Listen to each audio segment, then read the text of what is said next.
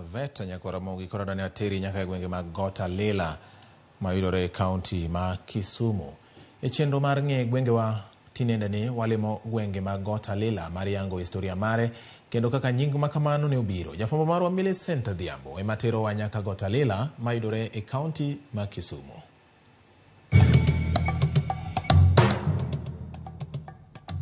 Ramogi ajuang machiegni telo machielo cheno ni mar ng'e Gwengewa tich ariyo manyien nono mar gweng machielo nyalo bedo gwengi kuma yae kata kamoro ma isewinjo ma bende kalapaplawa mar ng'e gwenge pod onyonore mana e kaunti ma Kisumu e sub kaunti ma Muhoroni ma Opiyo e ward ma iluongo ni Muhoroni Koru kamoro ni Got Alila.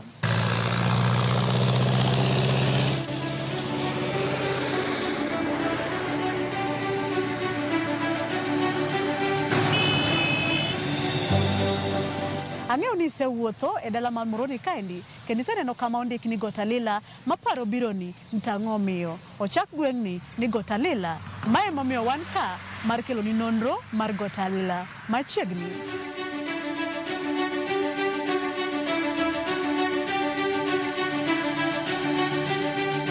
Ramogi ajuang bende jodak mawuok e alwora ni mag Got Alila ong'eyo gimomiyo ne omi kae nying mar Got Alila. Got Alila ni nochake ni Got Alila nikech wuon gi niluongo na Alila. To Alila ni ong'ere nikech the late Dr. Robert Ouko kanonege to mae got manowite koro kanye kamano kwanye. Obedo named e nying jaduong' Alila Miguda ma wuon plot number 1 Koru. Koro Got Alila is included in that plot 1. Mano emanomiyo uluongo godi ni Got Alila. Kane ji obiro ka, koro kuodegi ning'egi gi nying joma ne nitie. Koro godi cha niluongo ni Got Owaga, koro mare ni iluongo ni Got Alila. Nikech Alila ema ne wuon godno. Bang' winjo paro mopogore opogore kowuok kuom jodak mawuok Got Alila kae, we koro wawinjane ni adier e wi nonro mar nying mar Got Alila ni kanye kowuok kuom jogo mane nitie ka ochakore. Gweng'wa ka ne en samba tuoro mar msungu moro ja Greek niluonge ni Margaret. Margaret no en wuon dala kama ka Dr. Robert Ouko nitiere no. Mano ogero dala ne kanyo. Ma ka Dr. Robert Ouko koro dugo bedo kanyo to timo mana modification e dala kanyo. Mane ka Margaret en mane wuon ne nyaka gi masinde tuoro. Mwalo toko Ouko kamiluongo ni Nyando. Kuondegi noyugno kabisa. Ne gin very bush. Ma ka joma nosomo story chon ni winjo ni ng'ato nochome udagulu nogweyo pier nyapara e samba tuoro Muhoroni. Ne en kae. Kae mane nyapara ochome nogweyo pier nyapara. Ne ok odwar nyapara mondo kontrole iye no wang'. Kanwa donjo ka 1968 ka ne bushi koro development man yang nomiyo tim clearing masamba tuorogo olal morumo. Koa ka Margaret kochiko got kacha kanyo mano no ikwan wang'ene man God Margaret ja Greek. Koro kama serikal no otimo settlement ne ji joma ne dwaro lo. To omiji plode mat godo no koro got ma miluongo ni Got Alila ni no fall ni obede plot mar Yusto Miguda Alila owad gundiek chilo undiek mane senator mokwongo manyakachi mano ne plot Alila plot number 1 Koru Got Alila ni nyinge wuon ne ok ong'ere ni Got Alila. Wan wang'e ni samba Alila. Nikech plod Alila ema ne iye. Holy ne samba Alila Miguda. Koro kochopo 1990 tho Robert Ouko minister. To ne omeny kabisa. To nokoyudi bang'e to yudi ka Ouko ringre ne nie pier godno piny e dho aora Nyando. Pier godno ka bodi ne nie pier godno bodi ne wang' chal gima ne wang'o ga acid. Koro koyude kae kori penjo ni gode kamoyude ni dwa chiw nying kamoyude. I think ng'ama ne ndiko, jafwambo mane ndiko, mane ochako ndiko about the place, the name of the place. Nonego wach ni oyude God Alila with OD. Kapa nena Kisi, koro okandiko God to ndiko ni got. Koro ndiko ni Got Alila, oyude Got Alila. Koro mane kaka nyinge nochako bedo mang'eny, ma koro ene beke koro kaka iluonge ni Got Alila. Ramogi Ajuang.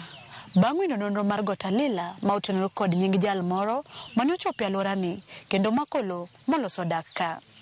Koro we wawinj anena ni Alila ni ne en ng'ama chalo nade e kindene mane pod ongima kane pok Nyasaye ome e higa 1993 kowuok kuom anyuonde ma en owadgi.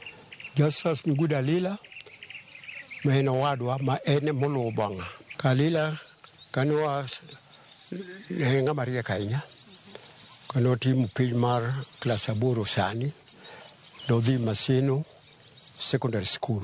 Kane otieko, nodhi Makerere University e piny Waganda kocha. Kotieko kuno, otiyo matin, bang'e odhi England, otimo master degree mare London University.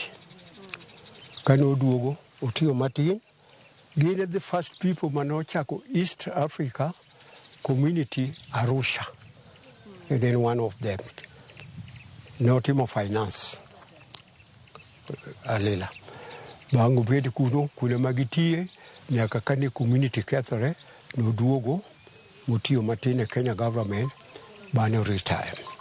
Koro katundo ka ji noseyudo independent, koro 1964, no, koro kuondegi wasunge nodake, koro wasungo da idwa miyo settle joratenge kuondegi. Obgodo mokon wiswa ni ing'iew lo. No yudo puodho ne mane Koru plot number 1. Ang'e katundo 1990, yes. Emuko nige. Nen ka, koro en odak kaini, odar nyakach kuma ne wantie. Temo bet kai to wait teach, koro no wait teach, oduogo dala. Obet ko puro, no puro niang mwalo kaini, to oduma bathe kaini. Kayo histori manowacho no ani chieng' moro achiel. Owinjo ka mtokni moko kadho e yo ma waluone, kochiko koni. To nokong'e gin joma nade. Koro wach ni opimwa ka koro iyudo no oyud ka okwany mwalo kaini. Gi jakwath mane kwane ng'at mane iluongo ni Shikuku ne nabalo ya wuoyo yan. Kare ne owachi kare jogo mane chalo manonego uko ema ne okadho ka. Koro nodhi ouko e tie godeni. Koro ka nodak kaini, ji godini ne ji biro mote, jomoko miyo maka, to niluongo ni Got Alila. In fact, by faith, 11 AIC, they no longer bet Catholic. Kane Makerere notuo kabisa, to father to bishop moro ma Catholic nobiro molewne mokwo. Koyudo ngima ka to bet Catholic. Kae chande to Alila yedo mudhi ogedo kocha. Mano ogedo kongima, ogedo kosetho, ogedo kanyo kosetho. To e kinde mane okwany Dr. Robert Ouko ma bende umanolandore ni noyude tie Got Alila. Alila wuon ma bende godno ne landore gi nyinge, noyudo ka ne en kanye, to ere kaka wach makamano ne okawo kata nojuke. Nosewe tich nena ka. Noka wach no nomiyo kono se kwanyo kuno bet maluor, makoro doko dak dala for about 1 year. Kuka bang'e noduogo, to okoro limo ka, to da most of the dala, olimo tichwer most of the dala. Ramogi, Got Alila landore kod wach mane? Got Alila ka gimong'ere mitimo en mana pur mar niang' to gi pur mar bando. Mane gimong'ere Got Alila ka. Kasto gi project manyo biro kamar Koru Dam, mabe ok dhi mbele. Nyo chake to chako chung'. Fumb godni landore nikech kani ema noyudie ringre Honorable Daktari Robert Ouko kanotho. To Robert Omuko nobedo an issue ma ji otemo manyo kabisa. Omuko ni ang'o madine nego Ouko. Koro ne en ng'ama be ji ong'eyo internationally. Koro emiyudo noyude mana tie godno. In fact, Ouko gi Kalela nitie kata Ouko ni kacha is about a kilometer away. Ni okwany Ouko e Got Alila ko onegi to wite Got Alila. Mane kama koro godi ochako bedo famous. Godi ne Got Alila nikech Alila ni wuon puoth maka. Wakaka wachake cha udhi nyaka ora River Nyanto. En kama duong' kabisa 140 acres. To gin dongruoge mage ma jodak e alwora mar Got Alila nyalo kwano. Dongruok mosebede maduong' manyalo betie nyo en kor Usoin Dam manyo chak kendo jodak maka ne nigi geno nodhi kelo dongruok mathoth. To gi sama wuoyeni to ochalo gi mochung'. Ka waweyo mano, nitie jopur mathuru niang' gisedongore matin. Ma nowaparo ni nyalo tim gima chal kamano mondo ger kata monument moro kanyo ma ji nyalo biro mondo nego gima notim kama gimoro malich kamano notimre. To it has never happened. Instead, sani dam migero mar kor Usoin ni spillway mare manyigero, wall mare manyi kunye kor got no kadhi pincha. Ing'eno odhi odonjo e site mar no oyude Ouko no. Koro to be dam no bende Ouko mano draw the plan mar the dam. Anto chunya wuon kana ne paro to nonego bedie kata a small museum ma ji nyalo ga biro kanyo to neno Got Alila.